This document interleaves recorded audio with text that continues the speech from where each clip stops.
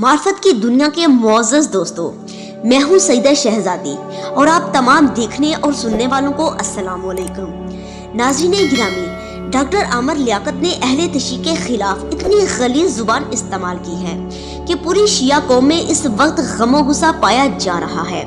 नाज़रीन गिरामी, कई लोग मजहब कार्ड इस्तेमाल करके शदीद किस्म की लड़ाई करवाना चाहते हैं। हालांकि मजहब कोई भी हो, किसी को भी काफिर कहने का हक आपके पास मौजूद नहीं, क्योंकि जब उनका खुदा एक है, किबला एक है, किताब एक है, नबी एक है, तो फिर आपको क्या हक पहुंचता है कि आप कहें कि नाउज़ बिल्लाह खाना पहाना नहीं बन सकता।